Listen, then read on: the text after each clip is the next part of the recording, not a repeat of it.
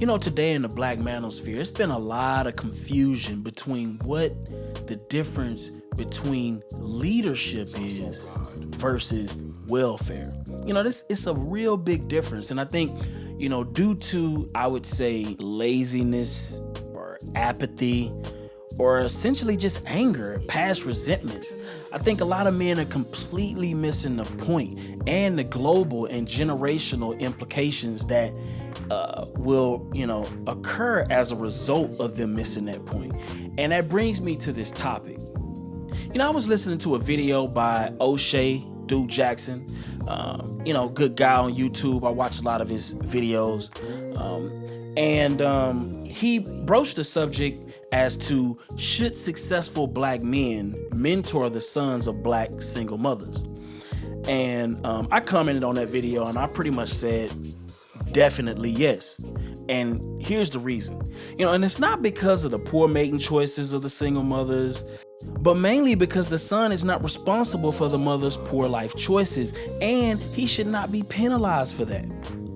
Black boys in America are in crisis, especially the sons of poor and working class, never married single mothers. And you see, black men have to get out of the ego-driven, I'm right for today and I'm resentful of today, and miss the blessing of the next generation of tomorrow just to say I told you so. Because at the end of the day, that's all it's going to be. It's not going to, the effects will be there and you'll be able to say, I told you so. Great. All right. Pat on the back. You're smart for knowing that something that everybody already knew. That at the end of the day, yes, we need to do everything in our power to quell single motherhood dysfunctionalism, because it's killing us literally. But what is that going to do to change the fact that our boys that are growing up in these situations are at greater risk of failing school, getting into trouble with the law, and eventually becoming a burden to themselves and to society? I mean, these boys did not ask to be born into chaotic, dysfunctional, broken homes. They did not choose their mothers or their fathers. However, they will suffer for the poor choices of their mother and father. They will not get the encouragement or the guidance they need to become productive and successful men. If no one steps up and offers advice or direction to these young boys, it is highly likely that they will languish in school and by default cause trouble and bond with the knuckleheads and degenerates of the community who have nothing to offer them except a direct route to prison or death. And see, the eerie thing about this is your daughters, even though she grew up in a good home, you did everything right. You sent her to college, you laid up everything for her, and if you don't arrange her marriage for her, then what she's going to have to go deal with is that same guy that you missed the opportunity to step in and be that mentor for. Right? And then your son is gonna think that this guy is cool because he hangs out, smokes weed all day, does ignorant stuff, raps, does rap music. You gotta understand, single mother sons are defining the subculture in Black America. And that subculture, in my opinion, is the number one representative of Black people globally, whether you want to believe that or not.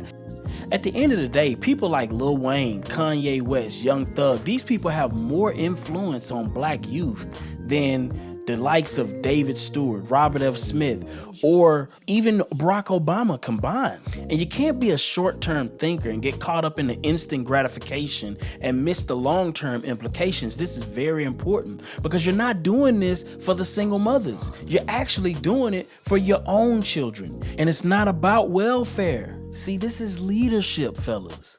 Leadership is a different. You see, leadership is chastising, but at the same time, compassionate. But welfare is subsidizing, enabling, and evil. And being able to navigate these two juxtaposing ideologies. And this is where that true high IQ, long-term thinking, problem-solving individual truly shines. You see, we must uplift our youth. If the successful Black men do not mentor or offer themselves as positive role models for the sons of poor single mothers, then the boys will become another generation of Black male failures, unfairly struggling throughout their lives because they had the misfortune of being born to a bad mother and a loser father.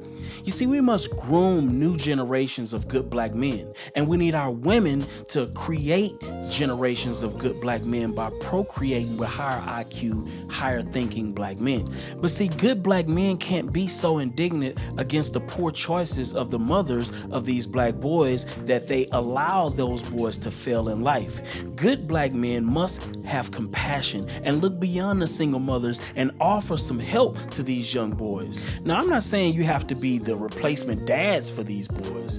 You could just offer advice and be wise adult listening ears for these boys from time to time. I mean, the decks are already stacked against these boys because they are born both poor and in a society that does not embrace them and sometimes even fears them. What is a mentor? Someone who teaches or gives help and advice to less experienced and often younger persons.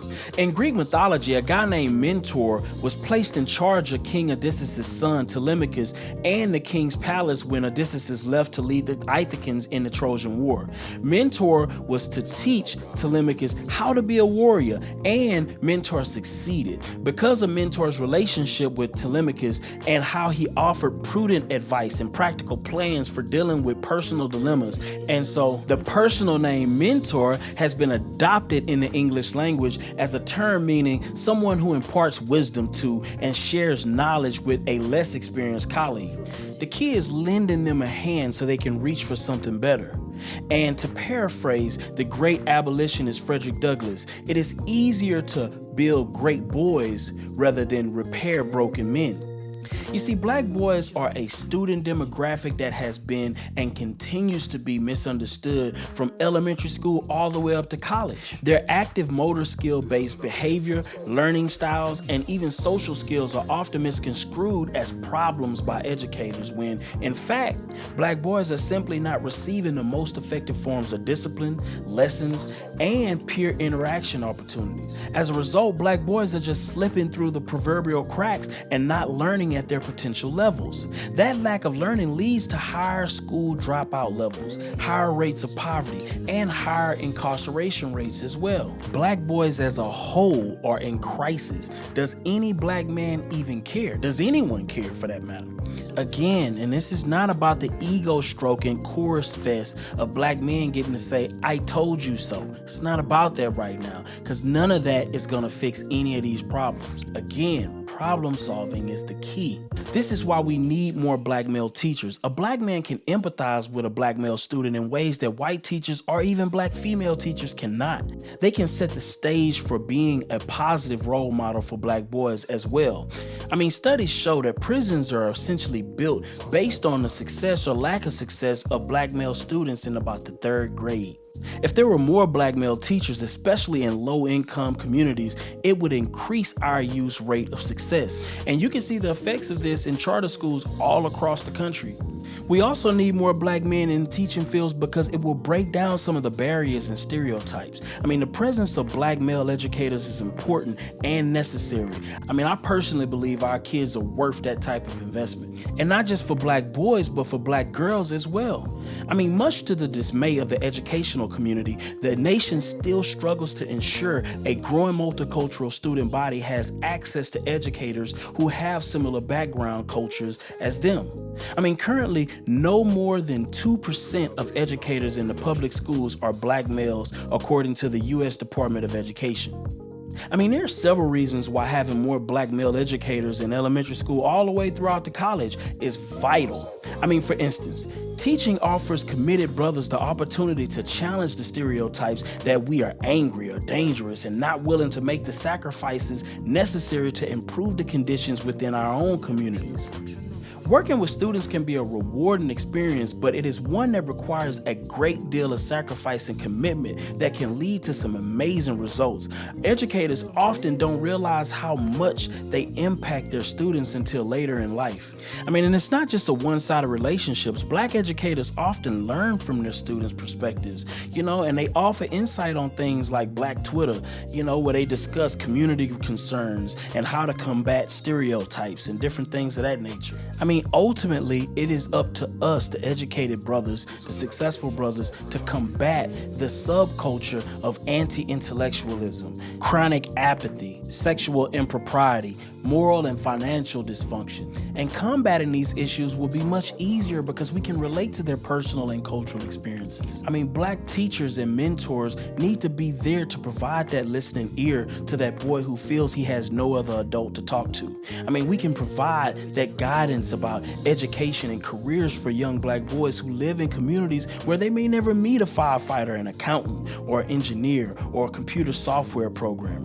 It's about setting that standard of leadership that builds confidence and self-esteem, and let these boys know that, hey, it's okay to speak up in class. It's okay to study and ace that exam, and being smart is the cool thing. And this is going to be done through leadership, fellas. That's it. I mean, complaining and moaning while sitting on your hands is not problem solving, and it's definitely not a solution. I mean, this is a multi-generational game, and it's going to need a multi-generational mindset. So let's not just get caught up in the right now and the short-term thinking. Let's think further down the line, fellas. Want to give a big shout out to Oshay for being part of the inspiration for this video. And with that being said, I'm out. Peace.